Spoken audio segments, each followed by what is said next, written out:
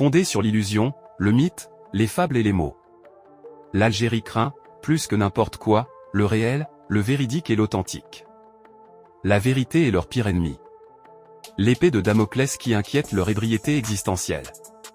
Le cauchemar qui pourrit leur rêverie. Quand la vérité est l'ennemi, le mensonge devient un acte de résistance. Là où la réalité et la factualité sont une menace assaillante, le mensonge et la falsification deviennent un bouclier de protection, une forteresse et un refuge, un acte de patriotisme, un instinct naturel d'autodéfense. Croire les mensonges est un devoir de citoyenneté.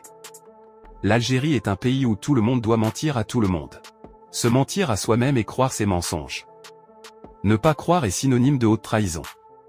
C'est pourquoi on a écroué le journaliste Issam El-Kadi, qui a osé douter des chiffres de leur président Tebboune. L'incrédulité équivaut à l'apostasie, là où le mensonge est une religion. L'autotromperie est un rituel sacré. Mentir est un devoir qui incombe à chacun.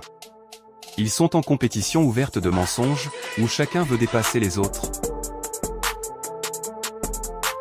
Le bon citoyen c'est celui qui produit le plus de mensonges, et les canulars les plus inouïs. L'effronté incapable de rougir, et qui ne commet jamais le bon sens. C'est pourquoi leurs bobards atteignent des limites inimaginables, que les traités de fous seraient trop mous. L'héroïsme chez eux consiste à parer la vérité et contrer le réel. Ce qui fait que leurs grands héros ne sont autres que leurs grands menteurs. Tebboune et leurs Achilles, Lanchakra et leur Ulysse, Sophia Belaman leur Jeanne d'Arc. Les Algériens sont les Vikings des contre-vérités et les Tatars de la fabulation. Je vois une route pavée de roses et bordée d'étoiles. Je vois venir d'énormes richesses et des mers de bonheur. Réjouissez-vous, ô peuple de Bousbaa, descendants des martyrs. Le mensonge est le seul programme politique en Algérie. Les responsables de ce pays doivent mentir et défendre leurs mensonges. Le bon politicien c'est celui qui assure l'approvisionnement des citoyens en mensonges, et œuvre pour éviter toute pénurie en illusions. Raison pour laquelle les Algériens ne se soulèveront jamais, tant que les produits de base sont disponibles. À savoir le mensonge et l'illusion. Quant au pain, le lait, l'huile, l'eau, etc., ce ne sont que des produits de luxe. Leur régime ment et prouve le mensonge par un autre. Ils corrigent l'erreur par l'erreur et effacent un mensonge par un autre plus gros. Chaque mensonge est comme une preuve de la véracité du mensonge précédent. Au mensonge du train de Tamanrasset, il sort celui de venger les 3 camionneurs. Puis il prétend récupérer des milliards de dollars auprès d'une seule famille, et cache son mensonge par celui de l'adhésion aux briques, et puis vient le mensonge de Fiat etc. Le plus ce régime sombre le plus ses promesses prennent de l'ampleur. Et le plus il ment, le plus la populace le croit. Il s'accroche au mensonge car l'alternative n'est que la réalité amère. Il redoute la vérité comme la croc qui a peur de la sobriété et le sevrage. Le schéma politique chez eux, montre un funambule qui marche sur un fil de mensonges, dont il ne voit pas le bout, et qu'il essaie d'étendre le plus loin possible. Et en bas le troupeau qui le supplie, allez, s'il te plaît, mens. Mens de grâce n'arrête pas de mentir. Voudrais-tu par hasard qu'on se réveille, qu'on se regarde dans le miroir et qu'on découvre qu'on est sale, maudit, gueux, voleur, bâtard, prostitué et risé de tout le monde?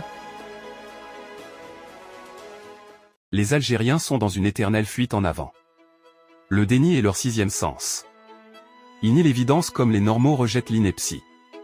Ils mêlent le mensonge à l'effronterie, tellement qu'ils peuvent te dire le Maroc c'est l'Algérie par exemple, ou que ce sont les Marocains qui passent leur journée dans des files d'attente. Telle une prostituée qui dit à ses clients qu'elle est vierge et chaste. Ils disent à ceux qui les humilient qu'ils ne sont pas humiliés. Ils veulent convaincre les témoins de leur honte qu'ils sont fiers et dignes. Ils tentent de persuader les témoins de leur misère qu'ils sont riches. Aux spectateurs de leur bassesse, ils disent qu'ils sont une race de rois. Ils sont comme un clown sur scène qui veut convaincre le public, que les rires ne le visent pas lui mais quelqu'un d'autre. Et qu'il est un clown respecté et respectable. Ils tentent de démentir tout ce que le monde voit, et veulent camoufler le patent et cacher le manifeste. Ils sont une risée têtue et obstinée qui refuse de reconnaître son statut. Une honte sans vergogne et une humiliation qui ne rougit jamais. La logique n'a pas accès dans ce pays. Et par conséquent, les concepts de vrai et faux y sont inexistants.